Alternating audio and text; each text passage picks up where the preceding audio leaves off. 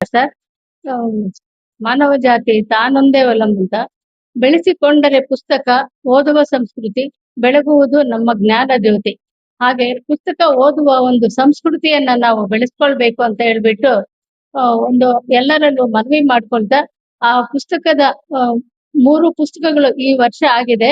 ಪ್ರತಿ ವರ್ಷವನ್ನು 3, 4, 5 ಈಗ ಆಗ್ತಾ ಇತ್ತು. ಈ ವರ್ಷ ನಮ್ದು 3 ಪುಸ್ತಕಗಳು ಮಾತ್ರ ಆಗಿದೆ. ಅದನ್ನ ಬಿಡುಗಡೆ ಮಾಡ್ಕೊಳ್ಬೇಕು ಅಂತ ಹೇಳ್ಬಿಟ್ಟು ನಾನು ಸಿಂಪಲ್ ಆಗೇ ಮಾಡೋಣ ಅನ್ಕೊಂಡು ನಮ್ಮ BVK ಸರ್ ಅವರನ್ನ ಕೇಳಿದ್ದಕ್ಕೆ, ಬೇಡ ಮೇಡಮ್, ಅಂಬೇಡ್ಕರ್ ಭವನದಲ್ಲಿ ಎಲ್ಲರೂ ಇರ್ತಾರೆ, ಸ್ವಲ್ಪ ಚೆನ್ನಾಗಿ ಮಾಡೋಣ ಅಂತ ಹೇಳಿದ್ರು. ಮಾನವ ಬಂಧುತ್ವ ಅಂತ ಇದು. ಮಾನವ ಬಂಧುತ್ವ ಸಾಮಾಜಿಕ ಕಾದಂಬರಿ ಇದು. ಆಮೇಲೆ ಇದು ಸತ್ಯ ದರ್ಶನ ಕಥಾ ಸಂಕಲನ. ಇದು ಸತ್ಯ ದರ್ಶನ ಅಂತ ಹೇಳ್ಬಿಟ್ಟು ನಮ್ಮ ಜೀವನದಲ್ಲಿ ಏನು ನಡೆಯುತ್ತೆ ಅವೆಲ್ಲವನ್ನು ನಾವು ಅರಿತು ತಿಳಿದುಕೊಳ್ಳೋ ಅಂತ ಒಂದು ಸಂದರ್ಭಗಳು, ಸಂದೇಶಗಳು ಈ ಪುಸ್ತಕದಲ್ಲಿ ಕಥೆಗಳ ರೂಪದಲ್ಲಿ ನಾನು ಬರೆದಿದ್ದೀನಿ. ಇದನ್ನ ಓದಿದ್ರು ನಮ್ಗೆ ಒಂದು ಅರಿವು ಮೂಡಿಸುತ್ತೆ ಅನ್ನೋ ಒಂದು ನಂಬಿಕೆಯನ್ನು ನನಗಿದೆ. ಆಮೇಲೆ ಬಾಳ ದೀವಿಗೆ ಅಂತ ನಮ್ಮ ಬಾಳನ್ನ ಬೆಳಗುವಂತ ಒಂದು ಚುಟುಕುಗಳು, ಹನಿಗವನಗಳು 6 ಸಾಲಲ್ಲಿ ಒಂದು ಅರ್ಥಪೂರ್ಣವಾದಂತ ಹನಿಗವನಗಳ ಒಂದು ಸಂಕಲನ ಇದು. ಇದನ್ನ ನಾನು ಬರೆದಿದ್ದೀನಿ. ಆಮೇಲೆ ಇದು ಮಾನವ ಬಂಧುತ್ವ ಅಂತಂದ್ರೆ, ಮನುಷ್ಯರು ಒಂದು ಬಂಧುತ್ವವನ್ನ ಬೆಳೆಸ್ಕೊಳ್ಬೇಕಾಗಿದ್ರೆ ಸಾಮಾಜಿಕವಾಗಿ ನಾವು ರಕ್ತ ಸಂಬಂಧನೇ ನಮ್ಗೆ ಬೇಕಾಗಿಲ್ಲ. ಸ್ನೇಹ ಸಂಬಂಧ ಆಗ್ಲಿ, ಒಂದು ಮಾನವೀಯತೆ ಆಗ್ಲಿ, ಹೃದಯವಂತಿಕೆ ಆಗ್ಲಿ, ಹೀಗೆ ಇದ್ದಾಗ ಮಾತ್ರ ನಾವು ಒಂದು ಮನುಷ್ಯರಲ್ಲಿ ಒಂದು ಬಂಧುತ್ವವನ್ನ ನಾವು ಬೆಳೆಸ್ಕೊಳ್ಬಹುದು. ಇದರಲ್ಲಿ ಒಂದು ಸುಮಾರು ಕಥೆಗಳನ್ನ ನಾನು ಇದ್ರಲ್ಲಿ ಕೊಟ್ಟಿದ್ದೀನಿ. ವಾಲಿ, ಆಂಜನೇಯ, ಹನುಮಂತನ್ಗೂ ರಾಮನ್ಗೂ ಏನು ಬಂಧುತ್ವ ಇತ್ತು, ಅವರಲ್ಲಿ ಎಂತ ಒಂದು ಅಪ್ಯಾಯತೆ ಇತ್ತು. ಇಂಥ ರಾಣಿ ಕರ್ಣಾವತಿ ಹುಮಾಯೂನ್ಗೆ ಒಂದು ರಾಖಿಯನ್ನ ಕಟ್ಟೋ ಮೂಲಕ ಯುದ್ಧದಲ್ಲಿ ಆಕೆ ಸೈನ್ಯವನ್ನ ಗೆಲ್ಲೋ ಅಂತ ಹಾಗೆ ಮಾಡಿದಾನೆ. ಈ ರೀತಿ ಒಂದು ಬಂಧುತ್ವಗಳು. ಜೀಮುತ ವಾಹನನ ಕತೆ. ಜೀಮುತ ವಾಹನ ಇನ್ನೊಬ್ಬರಿಗೋಸ್ಕರ ನಾಗಗಳ ಸಂತತಿ ಉಳಿಸ್ಕೊಳ್ಳೋದಕ್ಕೋಸ್ಕರ ತನ್ನ ಜೀವವನ್ನೇ ಒಂದು ಮುಡುಪಾಗಿಟ್ಟಿದ್ದಾನೆ. ಅಂತ ಒಂದು ಹಲವಾರು ಕಥೆಗಳನ್ನ ಇದರಲ್ಲಿ ನಮೂದಿಸಿದೆ. ಇದು ಒಂದು ಮಾನವ ಬಂಧುತ್ವ ಅಂತ ಹೇಳ್ಬಿಟ್ಟು ನಾವು ಈಗ ಸಮಾಜದಲ್ಲಿ ಆ ಮಾನವ ಬಂಧುತ್ವಗಳು ಮರೆಯಾಗ್ತಾ ಇದೆ. ಮಕ್ಕಳು ಅನಾಥರಾಗ್ತಾ ಇದ್ದಾರೆ, ಕಸದ ತೊಟ್ಟಿಗೂ ಆಗ್ತಾ ಇದ್ದಾರೆ.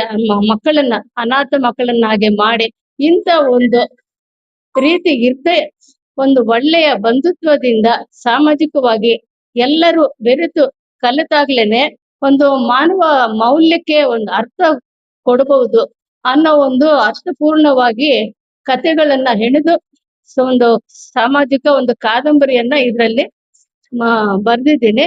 ಇದು ಓದಿದ್ರೆ ಒಂದು ಒಳ್ಳೆ ಮೌಲ್ಯಗಳು ನಮ್ಗೆ ಅರಿವಾಗುತ್ತೆ ಅಂತ ಹೇಳಿ ನನ್ನ ಒಂದು ಅನಿಸಿಕೆ.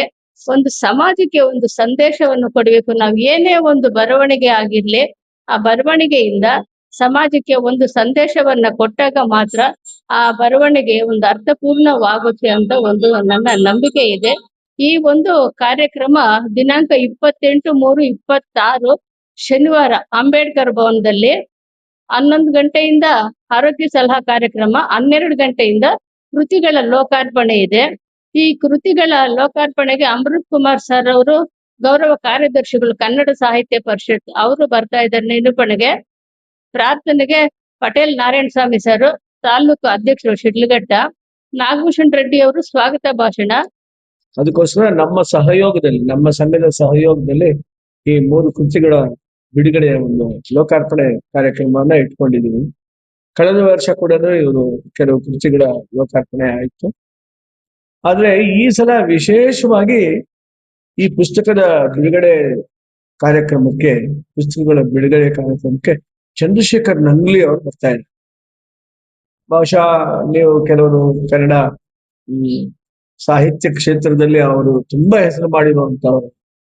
ಅವ್ರು ಗೊತ್ತಿಲ್ಲದೆ ಇರುವಂತ ವ್ಯಕ್ತಿನೇ ಅಲ್ಲ. ಈಗಲೂ ಸಹ ಅವರು ಯಾವುದೋ ಒಂದು ಕಾರ್ಡ್ ಕೊಂಡ್ಕೊಂಡಿದ್ರು.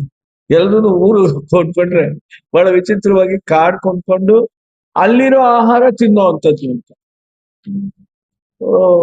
ವಜ್ರದೇಹಿ, ಒಳ್ಳೆ ಆಜಾನುಬಾಹು ಚಂದ್ರಶೇಖರ್ ನಂಗ್ಲಿ. ಯಾಕೆ ಅಷ್ಟೊಂದು ಹೇಳ್ತಾ ಇದ್ದೀನಿ ಅಂದ್ರೆ, ಅವರು ನಮ್ಮ ಕೊಲೀಗಾಗಿ ಚಿಕ್ಕಬಳ್ಳಾಪುರದ ಪ್ರಥಮ ದರ್ಜೆ ಕಾಲೇಜಿನಲ್ಲಿ ಸಹ ಕನ್ನಡ ವಿಭಾಗದಲ್ಲಿ ಸ್ವಲ್ಪ ದಿವಸ ಇದ್ರು. ಅದಾದ್ಮೇಲೆ ಜಾಯಿಂಟ್ ಡೈರೆಕ್ಟರ್ ಆಗಿದ್ರು. ಅವರು ಯಾಕೆ ಅಷ್ಟೊಂದು ನನಗೆ ಇಷ್ಟ ಅಂತ ಹೇಳಿದ್ರೆ, ಪರಿಸರ ಪ್ರೇಮಿ, ಖ್ಯಾತ ವಿಮರ್ಶಕರು. ಮತ್ತೆ ನಾನೊಂದು ಪುಸ್ತಕ ಬರೆದಿದ್ದೀನಿ, ಪರಿಸರ ಅಧ್ಯಯನ ಅಂತ. ಆ ಪುಸ್ತಕದ ಮುನ್ನುಡಿ ಬರೆದಂತವರು ಚಂದ್ರಶೇಖರ್ ನಂಗ್ಲಿ ಅವರು. ತುಂಬಾ ಒಳ್ಳೆಯ ಸ್ನೇಹಿತರು. ಅಷ್ಟೇ ಅಲ್ಲ, ಪೂರ್ಣಚಂದ್ರ ತೇಜಸ್ವಿ ಅವರು ಇವರ ಒಂದು ಬರಹಗಳನ್ನ ನೋಡಿ ಅವ್ರಿಗೆ ಪತ್ರ ಬರೆದಿದ್ದಾರೆ. ಚಂದ್ರಶೇಖರ್ ನಂಗ್ಲಿ ಅವರೇ, ನೀವು ತುಂಬಾ ಚೆನ್ನಾಗಿ ಬರೆದಿದ್ದೀರಾ. ಸೊ ಅವಾಗಿಂದ ನನಗೆ ಆ ಪತ್ರ ಓದಿದ್ಮೇಲೆ, ಆ ಪೂರ್ಣಚಂದ್ರ ತೇಜಸ್ವಿ ಅವ್ರ ಪತ್ರ ಓದಿದ್ಮೇಲೆ ಅವ್ರ ಬಗ್ಗೆ ಬಹಳ ಗೌರವ ಮೂಡಿತು. ಅಂತ ಒಂದು ವ್ಯಕ್ತಿನ ಆ ಕರೆಸ್ತಾ ಇದ್ದೀವಿ ಚಿಕ್ಕಬಳ್ಳಾಪುರಕ್ಕೆ. ಅವರು ಬರ್ತಾ ಇರುವಂತದ್ದು ನಮ್ಗೆಲ್ರಿಗೂ ಸಂತೋಷ. ಯಾಕೆಂದ್ರೆ ಇವರು ಸರಸಮ್ಮ ಅವ್ರನ್ನ ನಿಮ್ಗೆಲ್ರಿಗೂ ಗೊತ್ತಿದೆ, ಈ ಊರಲ್ಲಿ ಯಾಕೋ ಸರಿಯಾಗಿ ಗುರುತಿಸಿಲ್ಲ ಅಂತ ನನ್ನ ಭಾವನೆ. ಯಾಕೆಂದ್ರೆ ಬರೆಯೋದು ಅಷ್ಟೊಂದು ಸುಲಭ ಅಲ್ಲ. ಅದು ಕನ್ನಡದಲ್ಲಿ ಬರೆಯುವಂತದ್ದೇ ಅಲ್ವಾ, ಇನ್ನೂ ಕಷ್ಟ. ಯಾಕೆ ಅಂತ ಹೇಳಿದ್ರೆ, ನಿಮ್ಗೆ ಇವಾಗ ಇಂಗ್ಲಿಷ್ ಅಲ್ಲಿ ಎಷ್ಟು ಬೇಕಾದ್ರೂ ಬರೀಬಹುದು, ಯಾವ್ದು ಬೇಕಾದ್ರೂ ಇವಾಗ ಗೂಗಲ್ ಅದು ಇದು ಸಿಕ್ಕುತ್ತೆ. ಕನ್ನಡದಲ್ಲಿ ಅಷ್ಟೊಂದು ಆಳವಾಗಿ ಸಿಕ್ಕುವಂಥದ್ದು ಇರಲ್ಲ. ಆಮೇಲೆ ಬಹಳ ಕಷ್ಟ ಇದೆ.